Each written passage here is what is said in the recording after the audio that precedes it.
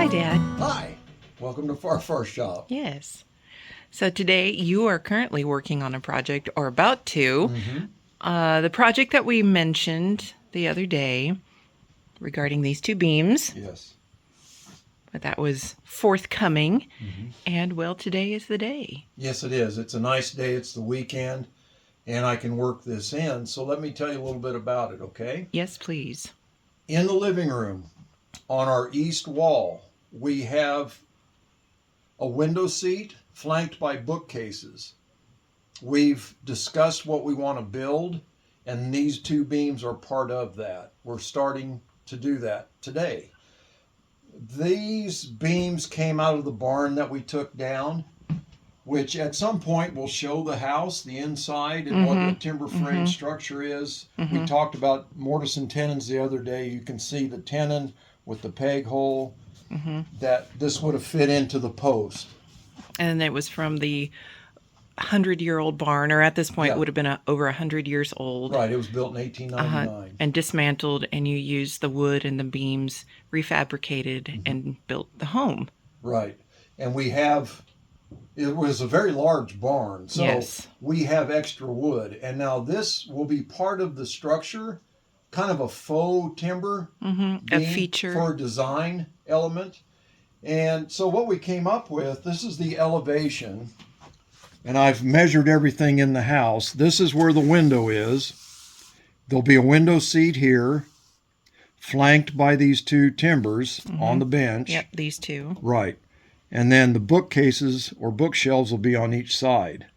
Yes. And we'll interject with our production department a photograph of this elevation, which an elevation is standing and looking at a wall. Yeah, well, the production team will attempt to do that. That's right.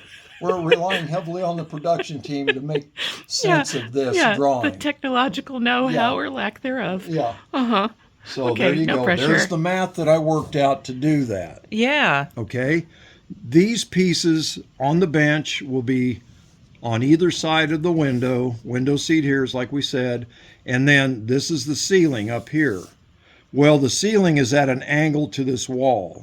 Okay. So I need to make an angle cut, which will be the top of these two posts. We're going to turn them into posts. Okay? So these up here, this portion, Right. will get angle cuts. What I did, Okay. we talked about this T-bevel in a historic tool And video. you're using it. I am. And what I did, I went in with the wall to the ceiling, and I put the T-bevel in to determine what is that angle going to be. Locked in the angle, came out here and transferred it Okay. to this. You can see, here's the wall, there's the ceiling. So what this degree turns out to be, or angle, is 17 degrees. How did you figure that out? I used a protractor. Just let me get that, okay? Okay.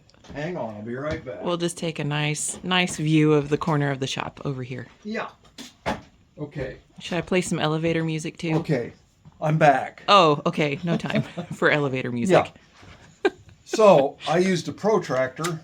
Can you see that?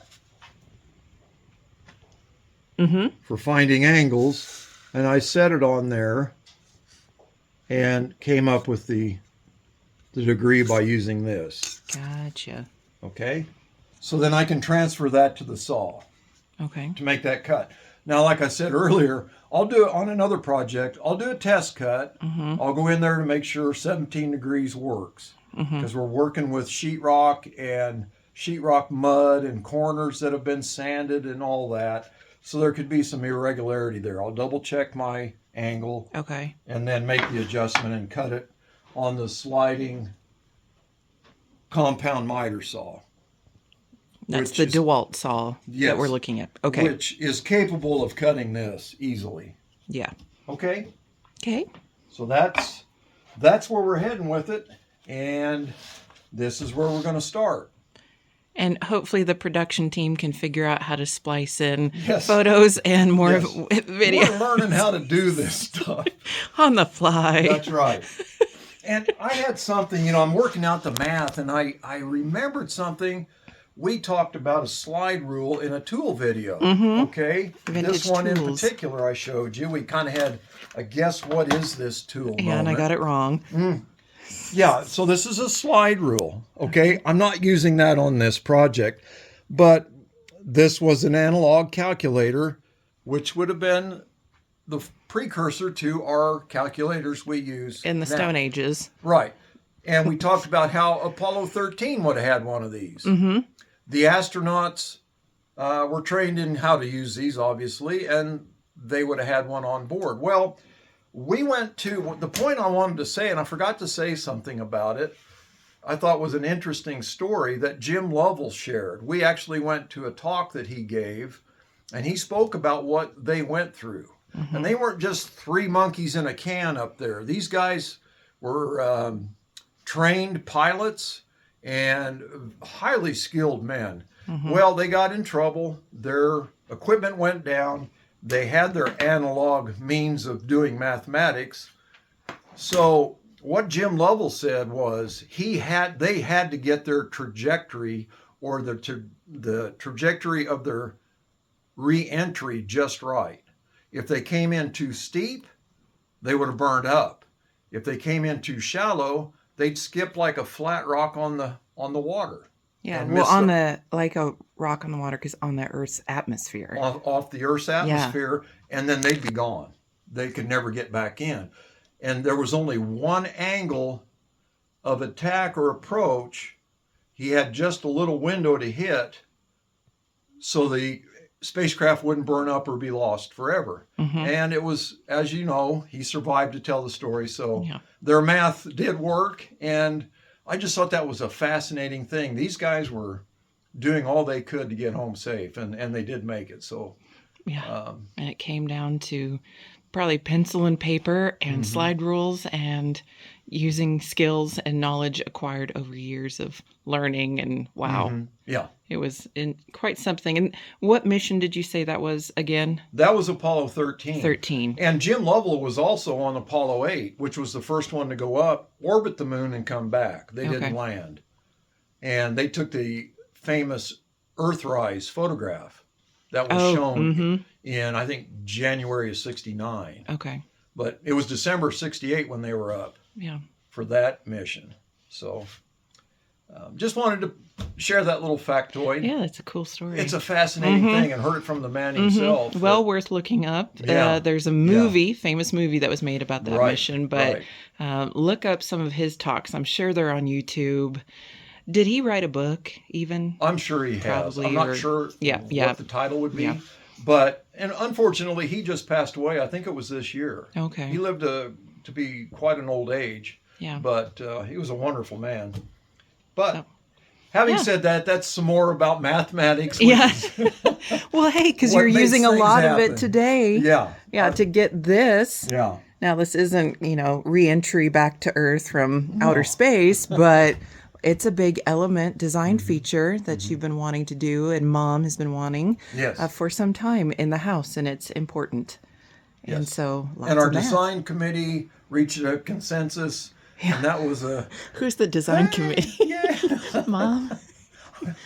And you too. Yeah.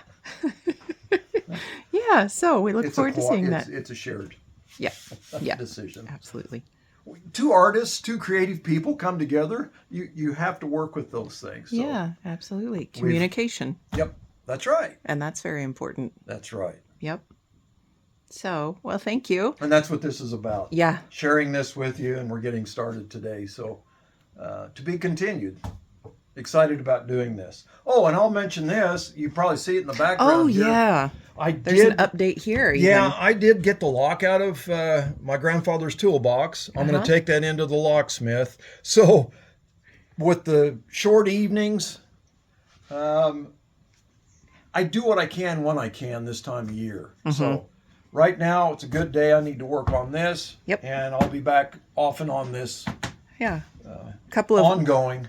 Yeah, overlapping projects that you're working on, and there's progress being made. I was painting the porch earlier, so yeah. just I'd say it's progress right the way round. Yeah. Even wore out my partner down here. Oh, yeah, he's pretty exhausted. He's a good helper. Yeah, Bandit's taking a nap.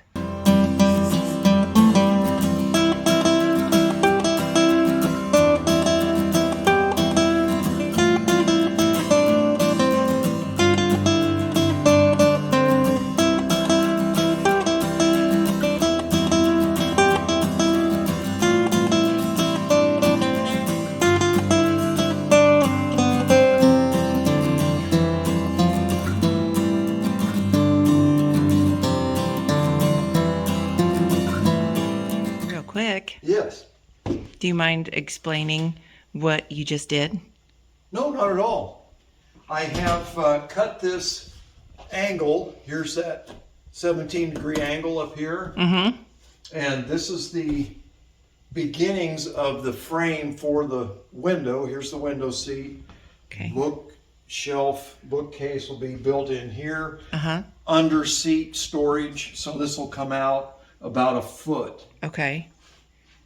So this is purely decorative, but it goes in with the Structural part. actual structural part, which this is structural. Okay.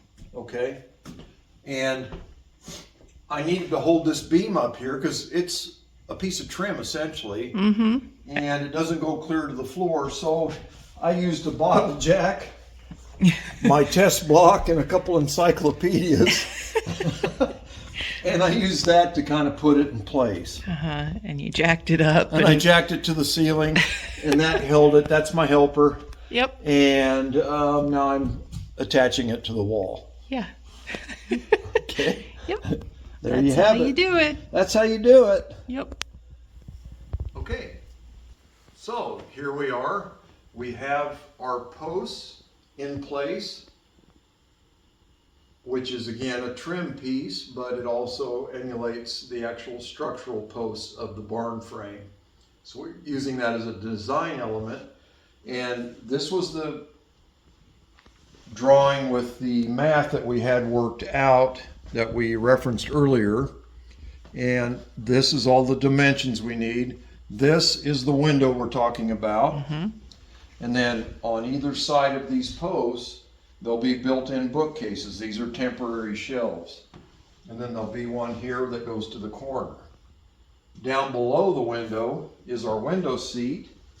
This will get built out about a foot with under seat storage access from the front. And then above the window, we'll put in our header detail, which is a trim piece to decorate and fill this in, which is headers are above openings like windows and doors, is where that term comes from. Then on the front of that header detail, we'll have articulating lights that shine down on the window seat. So that will be our next step. This will also get filled in with